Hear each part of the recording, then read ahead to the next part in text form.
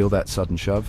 That's boost, extra air pressure pushing the car forward. Open the throttle and the system starts squeezing more air into the engine. Hot exhaust spins a small turbine. That turbine shares a shaft with a compressor. One part drives the other. The compressor packs fresh air into the cylinders. Denser air, more to work with. More air plus the right fuel makes a bigger, cleaner bang. More power when you want it. Exhaust rushes through the turbine housing. The shaft links straight to the compressor, simple and smart. It turns waste exhaust energy into work at the wheel, so the engine's crank isn't doing extra lifting. That spinning shaft drives the intake side, forcing fresh air toward the manifold. Result: boost climbs. The pressure gauge rises as more air packs into each cycle. An intercooler, basically a small radiator for air, cools that charge so it's even denser. Cooler, denser, air burns better, stronger pull from the same engine size. That's how a small turbo car can hit like a bigger one without the bulk. On the road, it feels like a smooth, confident surge. Press the pedal, response builds fast as the turbo spools. Cruising steady, it sips fuel and cuts CO2. No drama, just efficiency. Turbocharging gives you both. Power when you ask, economy when you don't. Light load, boost stays low, losses stay small and you save fuel. Need torque, exhaust flow rises, the turbine spins harder, and boost builds. Shaft speed climbs, the compressor squeezes more air and the engine wakes up. A wastegate, a small safety door, opens if pressure gets too high, keeping boost in the safe zone. Oil lines feed the turbo. That oil cools and lubricates the fast spinning parts so they last. So, exhaust spins a turbine, the shaft spins a compressor. Air gets denser, power rises, clean, quick, controlled. That's the hidden power of a car turbo. A turbocharger has two small wheels in one unit, one hot, one cold, joined by a single shaft with precise bearings. The turbine is the hot side. Exhaust gas spins this wheel to make the shaft turn. The compressor is the cold side. The same shaft drives this wheel to compress fresh air. Each housing is a volute, snail-shaped, to guide flow smoothly into the wheel for efficiency. The center housing holds the bearings, tiny, precise supports that let the shaft spin at extreme RPM. Oil flows through the center housing to lubricate and cool those bearings. Seals keep that oil inside the center, so oil doesn't leak into the intake air or the exhaust. On the intake side, the compressor raises pressure and density, so the engine breathes a denser charge. One balanced shaft directly links the hot wheel to the cold wheel, simple and compact. Bearings can be journal or ball types, both designed to cut friction at very high speed. A thrust bearing also handles push-pull forces along the shaft. The whole rotating set is balanced so it can spin to well over 80,000 RPM. Flow path is simple. Exhaust into the turbine volute, across the turbine wheel, out the downpipe. On the intake side, filter to compressor volute, through the intercooler, then into the intake manifold. Hot side makes the power, the shaft carries it, cold side turns it into boost. Oil in, oil out. Steady flow keeps bearings happy and heat under control. Seals and careful design stop oil from entering the air path, keeping the charge clean. That's the turbo in simple terms.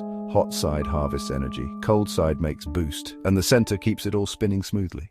Quick tour: how boost is made in a turbo car. Clear, simple, end-to-end. First, what's boost? It's intake air pressure above normal atmospheric, and manifold absolute pressure, the total pressure the engine breathes. Step 1. Fuel and air ignite in the cylinder, making power. That burn creates hot, high-energy exhaust gas. Step 2. The exhaust is aimed at the turbine, hard. Its flow hits the blades and starts doing work. Instead of wasting energy as heat and noise, we harvest it. Step 3, the turbine spins a shaft shared with the compressor. That's the moment the turbo starts to earn its name. Step 4, the spinning shaft drives the compressor wheel. It sucks in outside air and squeezes it. Shaft speed rockets tens of thousands of RPM.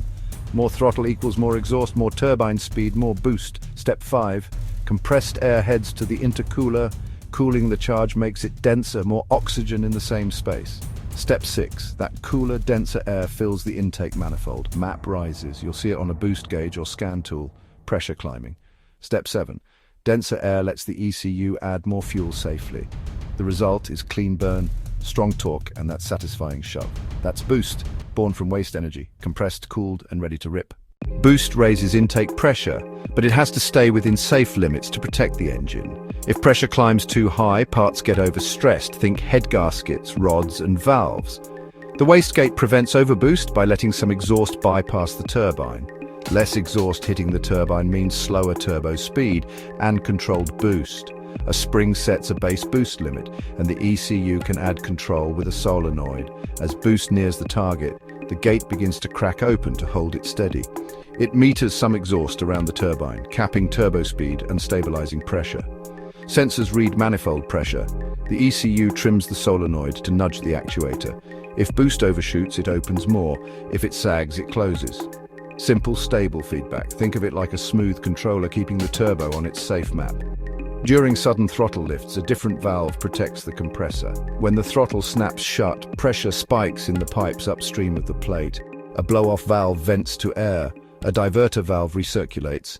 Both dump pressure to stop surge. This prevents compressor surge and keeps the wheel from stalling. Then the valve shuts and boost control carries on seamlessly as you get back on the throttle. Wastegate plus ECU keeps boost safe. The blow-off or diverter keeps the compressor happy, power under control. Picture hard acceleration. Boost built, intake tracked charged. You lift, air has nowhere to go, pressure spikes upstream of the throttle. The valve pops open briefly to vent or recirculate, then closes to avoid surge and keep flow smooth. Back on the power, boost builds cleanly again, smooth, strong and safe.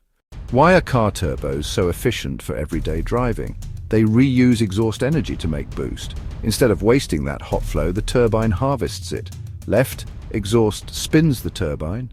Right, the compressor packs fresh air, creating boost without extra engine effort. That denser air lets a small engine breathe like a bigger one when you ask. But at light throttle, it sips. Lower pumping losses, less fuel. In a naturally aspirated engine, the same exhaust just exits the tailpipe. Energy gone. Heat and noise not work, that's inefficiency. A turbo intercepts it, turning waste into useful boost. No belt drag on the crank. A belt supercharger, by contrast, uses engine power. Result, downsized turbo engines, compact and light, still deliver strong torque when you need it. On a steady cruise, that small Turbo 4 needs less fuel. City runabout or family SUV, same idea. Think 1.5-litre Turbo 4, low fuel flow at a steady 60 to 70 miles an hour. Tap the pedal and torque arrives fast. Less fuel, less CO2, yet instant shove for passing. Section 6. Taming turbo lag and feeling the rush. Turbo lag is the short delay after you press the pedal before boost really builds. Why the pause? The turbine needs exhaust flow to spin up. There's air volume in the pipes to pressurize, and rotating parts with inertia, the wheel and compressor, need a moment to spool. Modern fix 1, smaller, lighter turbos, less mass, quicker response. Twin-scroll housings keep exhaust pulses separated, feeding stronger energy to the wheel for faster spool. Variable geometry turbines move vanes to stay in the sweet spot. Tight at low flow, open at high, so response stays sharp. Mild hybrids can even pre-spool with an electric assist, boost arriving before exhaust does. Put it together and that weight shrinks to a blink. You feel crisp throttle response and a strong early surge of torque. The result is a broad, flat torque curve. Boost where you want it, when you want it. Modern turbos turn delay into go. Smooth, instant, confident. That's the rush, right at your right foot. Press, brief beat, boost, simple, smaller and smarter hardware, quicker response, bigger grin. From city traffic to on-ramp sprints, the power feels ready now. That's modern.